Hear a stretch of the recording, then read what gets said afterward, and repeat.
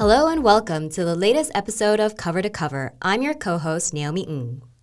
And I'm Beth In-hee Hong. Welcome to the special Halloween episode. What are you dressed up as, Beth? Can you guess? I am Harry Potter. Today we are delving into the world of horror, specifically horror webtoons and TV adaptations. But first, we're starting off this episode with something different, a scary urban legend called Last Ride, featuring our fellow copy editor, Brolley Genster. Hello, everyone. Happy to be here. I went back to my parents' house outside the city for the first time in a long time. Mom gave me all kinds of food to bring home. I'll come back by next week, Mom, I said when I left. Okay, it's late, so be careful. Call me when you get home. Yeah, it's cold. Go inside, I said, heading toward the bus stop. Going back to my flat takes about an hour. I spent the whole day with my family, so it was already midnight by the time I started heading home. I waited a long time at the bus stop, but no buses came. It was foggy out and no one was around. Did they stop running already? The last bus should still come. As I was thinking that, the bus came. 138. The number rang a bell, but I couldn't remember why. I didn't have time to think about it, though. This could be the last bus out, so I just jumped on. Luckily, there were a few people inside. I sat at the back. I was out like a light after 5 minutes. I didn't know how long I was asleep, but when I woke up, I felt someone's presence beside me. A stranger was sleeping with their head on my shoulder. I glanced to my side. There was a young woman with pale skin and long black hair. I didn't mind it, to be honest, so I sat there, not moving. What if she misses her stop? I should wake her up. I moved my hand to wake her up. Don't move. The woman spoke without opening her eyes. Let's stay like this for just a bit longer. Was this my protective instinct kicking in? The sound of her voice somehow made me feel like I needed to protect her. But I do have to get off soon. I asked her, "What stop do you get off at?" Are you getting off? Yeah, my stop is 2 stops away. You can lean on me until then. It made me feel good for some reason. I felt like I was in a movie. But then she said something weird. The stop you get off is where I fall. Sorry? I'm gonna fall 2 stops from now. The woman was still resting her head on my shoulder after saying those bizarre words. I thought about it and there was a big bridge coming up at my stop. Was she planning to kill herself? I thought to myself. Why would you fall? I asked. If you get off, I'll fall. I didn't know what she meant, but with those blank eyes, she seemed like she could jump to her death right there. I thought I should calm her down first. Then, I won't get off, I said, and she seemed happy. Thank you. You promised. If you break it, you'll fall too. Her words creep me out. Is she trying to get me to commit suicide with her? But calming her down was my priority. Thinking that I'd be the hero, I said, "All right, I promise." Then the bus lurched. The woman's head, bloody, flew forward from its resting place on my shoulder, and I saw it roll on the floor and down the aisle in front of me, leaving a trail of blood. Ugh! Oh, what? It was right then I suddenly understood what she meant, but it was too late now. I told you not to move! I remembered it then. A few years ago, I read a news report that bus 138 was in a crash, and a headless woman's body was found inside of it. We hope you enjoyed that short urban legend adapted from the YouTube channel Scary Storytoon. The link to the animated Korean original is in the show notes below. The genre of horror has been said to reflect the fears and anxiety of a society.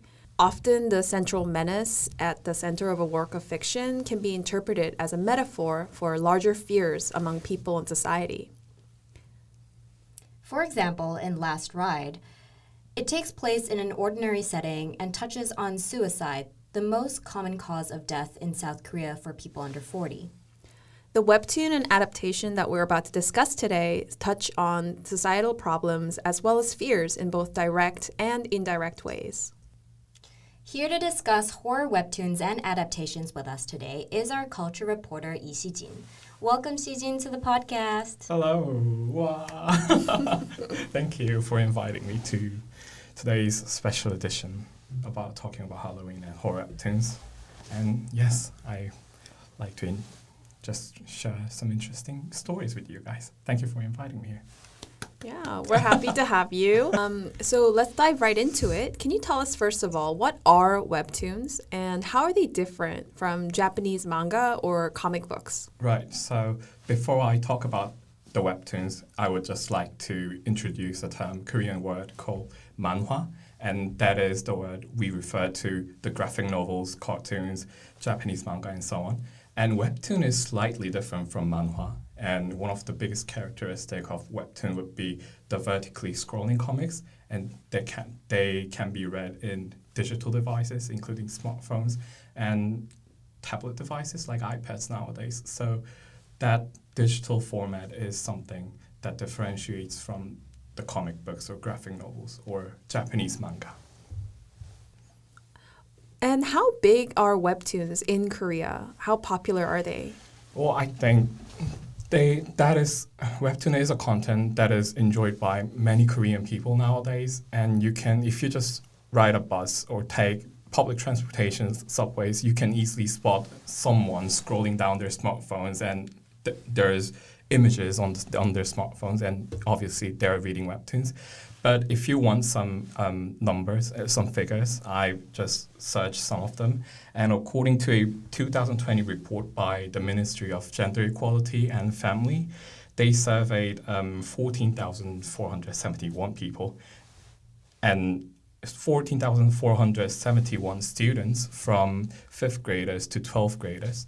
And 71.2% of them answered that they are enjoying webtoons. So that is a lot. And there is also a report shown by the Creative Contents Agency, and they surveyed almost 3,000 webtoon readers, and 61% of them answered that they are enjoying webtoons, and that is a survey made between teenagers to the people in their 60s. So webtoon is definitely something that is enjoyed by various age groups.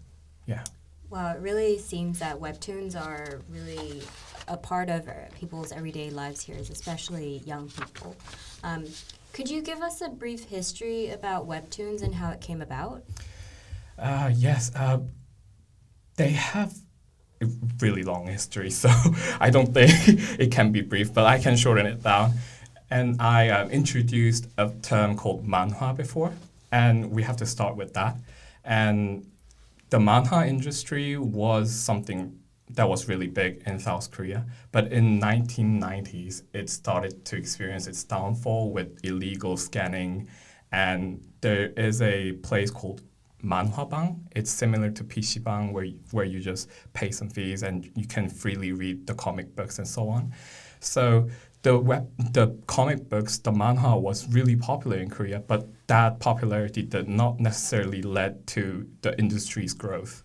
So the industry was experiencing a downfall, but everything started to change with the spread of internet, and people who dream of becoming a manhwa artist, comic artist, I would say, or illustrator, or even the people who actually draw cartoons for their hobbies started to upload their project and sketches freely in various websites, including SciWorld. And this SciWorld is like the Korean version of Facebook or Instagram nowadays. And from there, people started to share their works and get the feedbacks online, and the communication between the readers and creators started to emerge as something very new. And there is this cartoon artist called Kang Bru, and this guy, he created his own website called kangbru.com, and he uploaded in a weekly basis, I think, he uploaded his project, and that actually led to what we now know as Webtoon. So this Kang Pro guy is considered the founder of Webtoon. He's the first one to apply this vertically scrolling way of reading the Webtoons.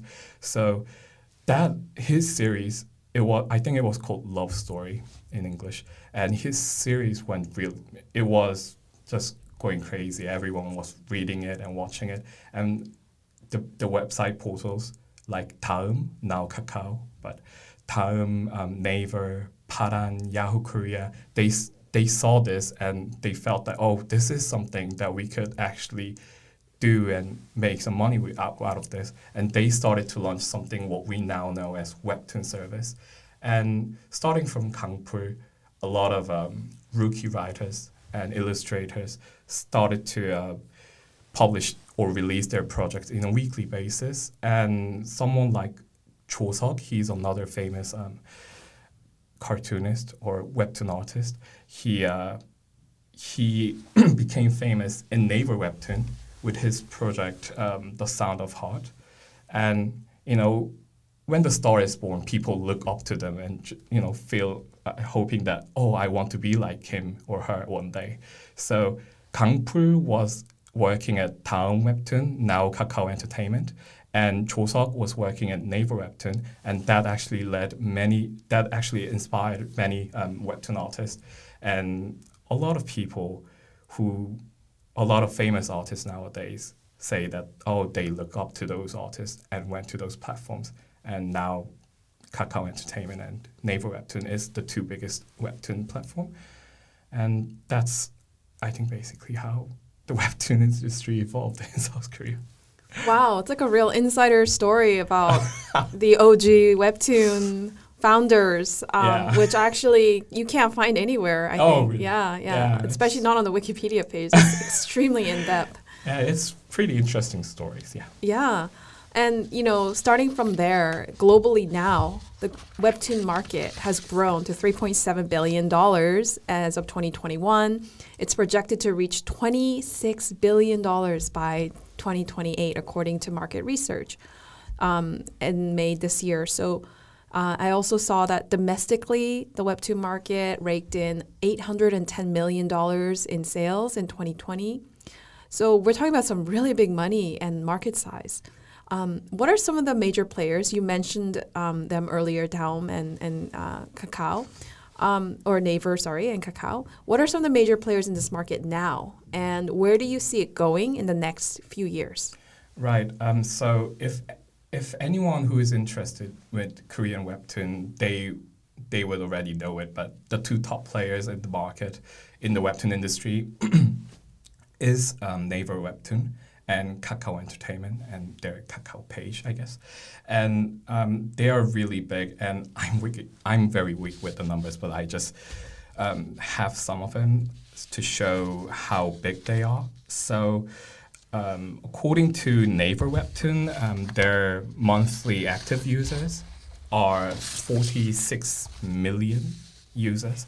And their monthly sales is about 240 billion, and that's 160 million US dollars.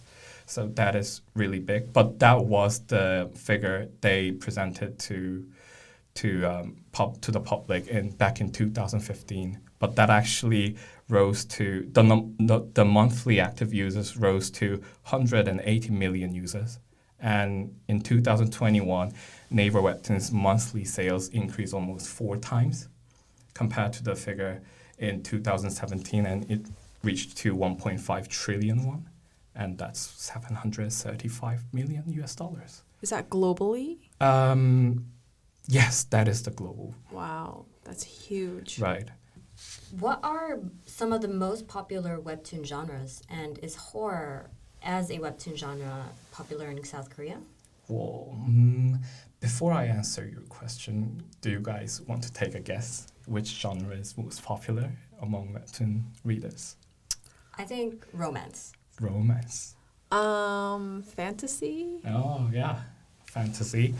Well, before I look up for to answer the question, I was guessing some of the action genres with superheroes and so on. But interestingly enough, the comedy series are are the most popular webtoon genres that are enjoyed by many readers. That is the figure that I got from the Korea Creative Contents Agency and their survey back in 2021, so last year.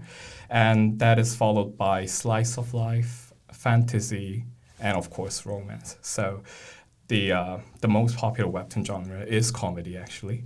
And Naver Webtoon and Kakao Entertainment does not show the exact number of viewership to the readers, so we don't know the exact number of the viewership of each of the webtoon series, but from a Naver Webtoons press release back in 2021, True Beauty, it's a romance webtoon that actually recorded more than 5.1 billion accumulated reads.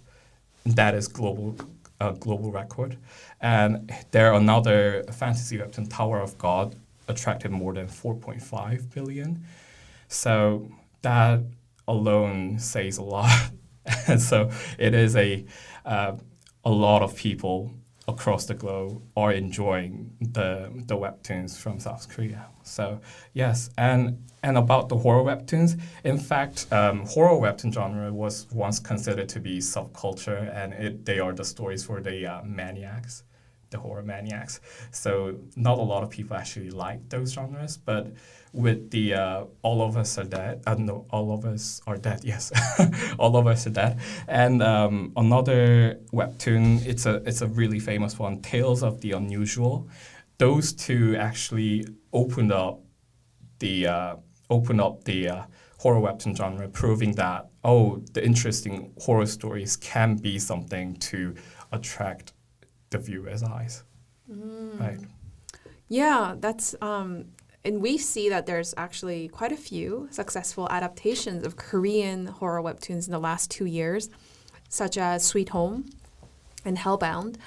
What do you think is the appeal of this genre to those who do like it? Right. So if anyone is enjoying the Netflix series, they would know, as you said, Beth, Sweet Home and All of Us Are Dead is not the only webtoon-based series. There are also The Uncanny Encounter and The Kingdom series is also adapted from a webtoon series called The Kingdom of Gods. I felt that many people did not know about it, but that series, that famous series, zombie series, is also from a webtoon. And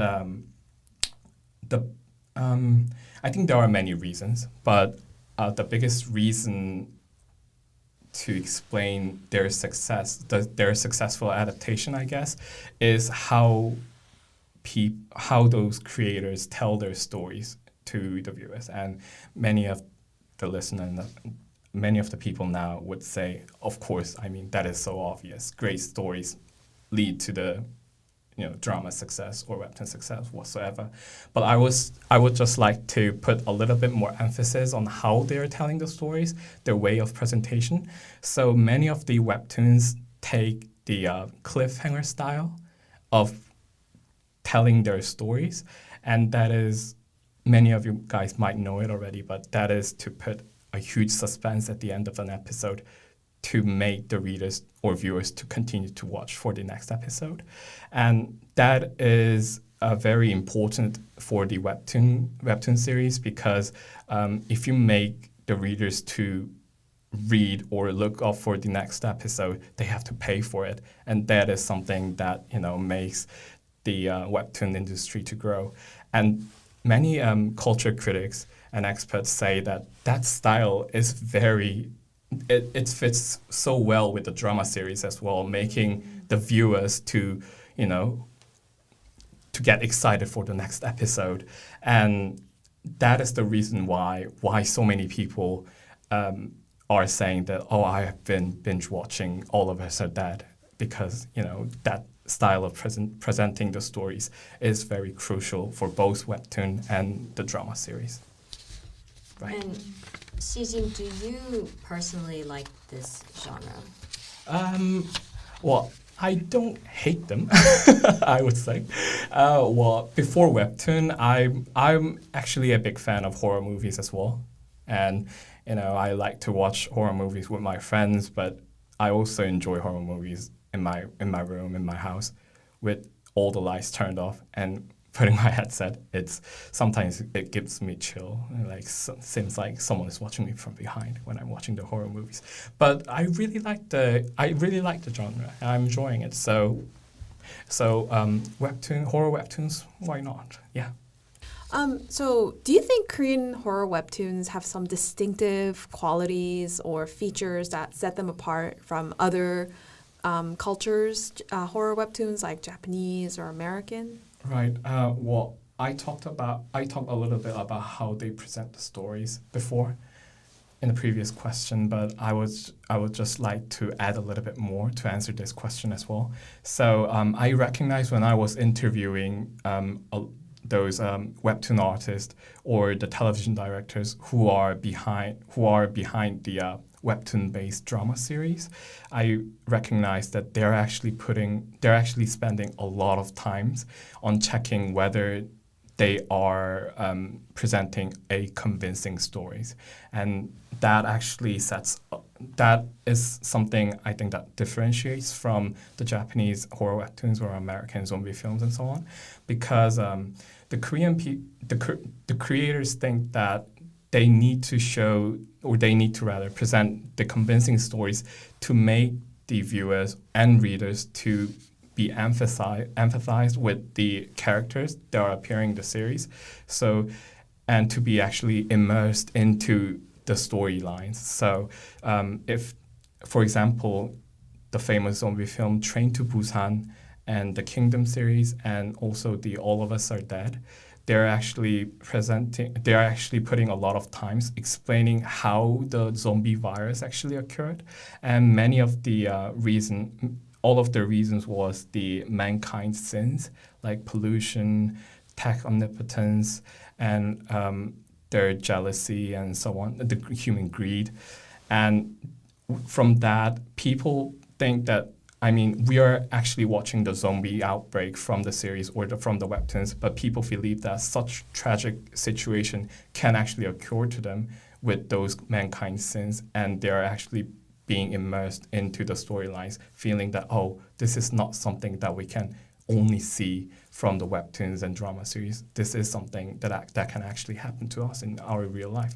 And that is something that actually differentiates from many of the American zombie film in which they focus more on the lead character's survival from the desperate situation. And I think, that is something that can be differentiated from other works.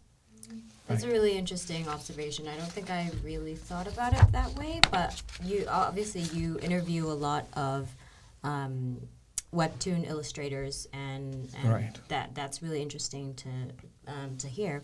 And in the couple of examples you mentioned, it does seem like one of the recurring motifs in Korean horror webtoons is zombies, especially nowadays. And in January this year, there was the release of the Netflix adaptation of All of Us Are Dead, a zombie apocalypse set in a high school. Si-jin, I know you've read the webtoon, and you've also watched the adaptation. What stood out most for you? Right. So the webtoon version of All of Us Are Dead, it's something that is serialized back in 2009. And I would like to put a little bit more emphasis on the date, because that is the webtoon is published 7 years before the release of Train to Busan, which is the most popular zombie project that are created by the Korean creator.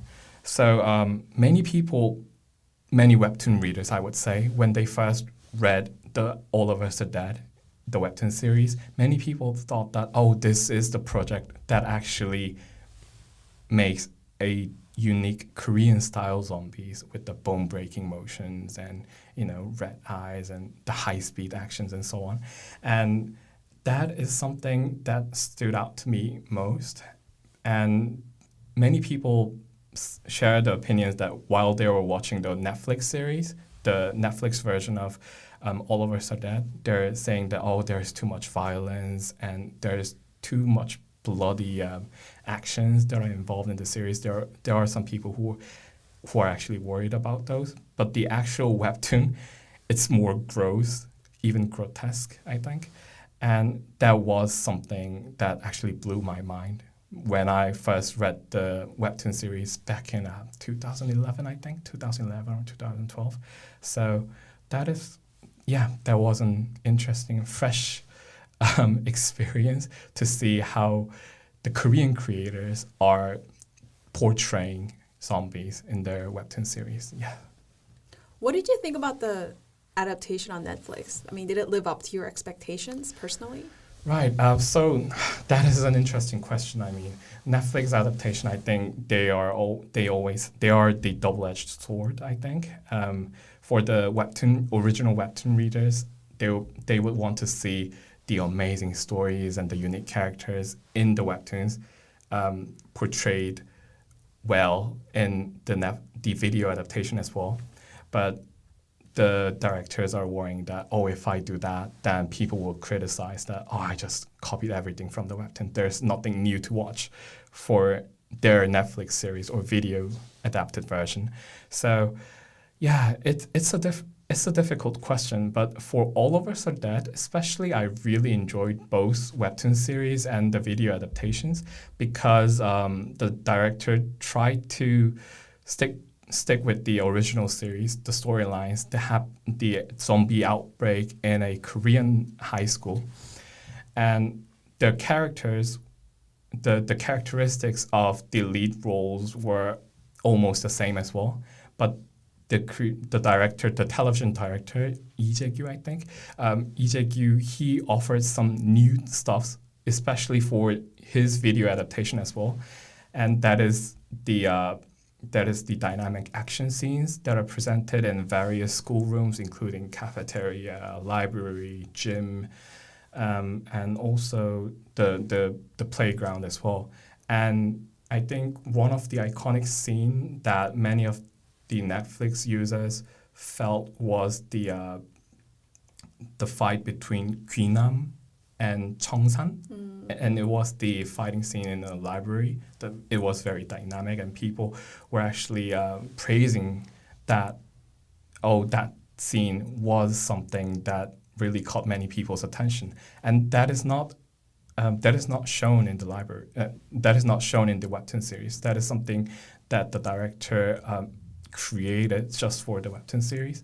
And he also introduced this new zombie race, immune and immortal. And that concept, he later said in an interview that he created that for the possible season 2. And that actually felt really fresh to many of the original webtoon readers. So I think his Netflix adaptation actually satisfied both original webtoon readers and also the new drama viewers or drama fans, I would say. So it was a really interesting project, yeah. Webtoons a lot of the times deal with real life issues, and in All of Us Are Dead, violence, sexual exhortation, classism among Korean high school students are some of the issues highlighted in this series. How accurate do you think the show was in the depiction of these issues? Right. So many people actually shared a lot of opinions on that issue. There were many debates, and people were sharing. People said, that is too much. They exaggerated a lot for the drama series. But many people say that, that is not a lot. That is actually the real life stories that a lot of students, the young students in Korea, are experiencing. And if I were to just offer my personal opinion, I don't think all Korean middle school and high school are having problems with those school violence, school bullying, or sexual harassment. But I don't think the director created those scenes from nothing. So that is something that is happening in some schools and among some students. And we hear many news about how young students are making a suicide, making a very sad decision after suffering from those school violence and sexual harassment.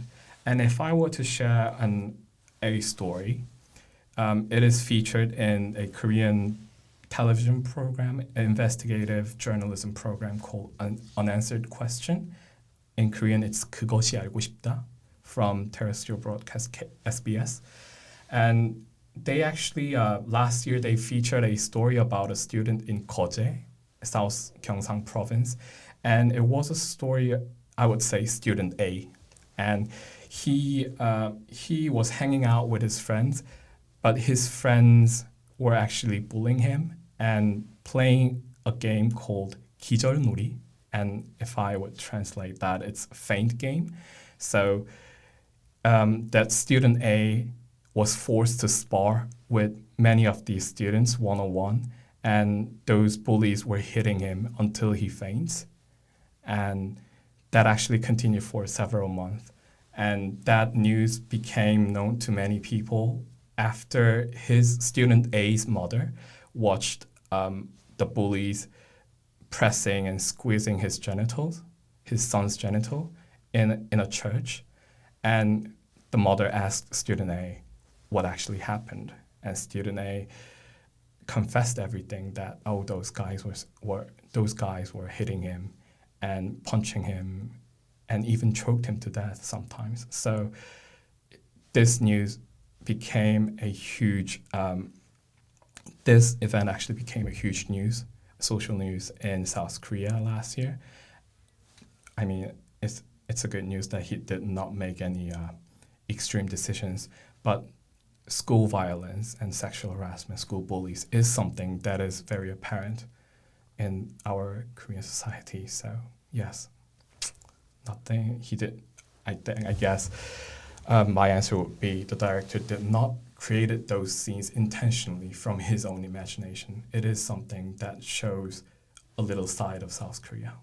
Right, yeah. As we said at the beginning, sometimes horror can reflect you know, aspects of society that are very difficult to confront or very ugly to look at, but that exist nonetheless.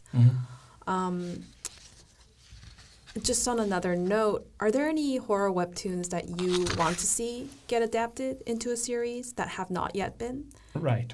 So I asked to some of the webtoon artists and the creators for this question, but they had a hard time answering it because, I mean, everyone has their own taste and ideas and what to be, you know, turned into a successful webtoon-based series. So it was very difficult to pick one. So I decided to share a webtoon series that is recently announced that is making a drama adaptation, and it is called Forest of Human. You can read that from Naver Webtoon, the platform Naver Webtoon, and it's a story about an agency where it conducts various human experiments with the criminals who are sentenced to death, but the agency's official made a mistake and let all the criminals free. So the criminals killed all the agency officials, and they're making a survival game among them, and it's a very bloody. If I were to refer to something, it's more of a Squid Game kind of thing, the bloody survival game. So that is some horror webtoon or horror thriller that is being adapted into a drama series. And if I were to just recommend another webtoon, it would be it would be a webtoon called Pyramid Game, and it's featuring a very ordinary school, but interestingly, every Thursday, a class is holding a popularity pool, and the one who gets the least voted, I guess, is becoming a bully. And people are hitting her and just quenching their thirst for the violence after that popularity pool. And again, this is a webtoon that shows some of the school violence side of South Korea again. And it is a horror webtoon. And both of them are actually serviced in English as well. So if you guys want to, read those webtoons, then visit Naval Webtoons English platform. And Pyramid Game, it is serviced in French, Spanish, Chinese, and Japanese as well. So it's a webtoon for wider readers, I guess. Cool. Sorry, what was the name of the first webtoon you recommended? Oh, it's Forest of Human. Forest of Humans. Okay. And Pyramid Game. And Pyramid Game. Right. Wow. Okay. Those are some great recommendations, and I'll definitely add them to my reading list. Oh, okay. Just to wrap up, Halloween is just around the corner. Is it something that Koreans celebrate, or is it mainly isolated to specific expat areas of Seoul? Right. So I think many Koreans do celebrate Halloween like the others do in other countries. So they put their costumes on, just paint their faces with those fancy makeups. But I have if I were to share my personal opinion, I don't think the Koreans, follow the old tradition of trick and treat and decorating your house with those pumpkin items and making fancy decorations, visiting their neighbors, and this candy culture, candy giving cultures, and so on. I don't see that many of us follow that tradition. It's more about putting some fancy cosplay, making some Instagram updates, and partying all day. So yeah, I think we are celebrating Halloween a little bit different from the West, from the people in the Western countries, right? Interesting. But I mean, Hongdae and Itaewon, though they are the popular districts, I guess, where people just come together and celebrate. Yeah. So, yeah. I think, in Hong Kong, it also is quite similar how we celebrate Halloween to Seoul. There's a huge party nightlife district where people just dress up and go out. And Right. I think because we do have a significant expat community, for people who do live in a certain neighborhood where there are a lot of expats, they would do trick or treat, or sometimes Right. schools would prepare some sort of party. But yeah, you in apartment buildings or people who live in just normal apartments, you won't really go and knock on people's doors. I hear and that say, some kindergartens are making some special Halloween edition program to entertain their kids, but I think Halloween in Korea is more about the people in their 20s and early 30s just drinking and partying all day. So. Well, thanks so much, Si-jin, for joining us today. Thank you for inviting me. Let us know what your favorite webtoons are, and you can find us on Apple, Spotify, or YouTube. Thank you for joining us, everybody. We'll see you next time. Bye. Bye-bye.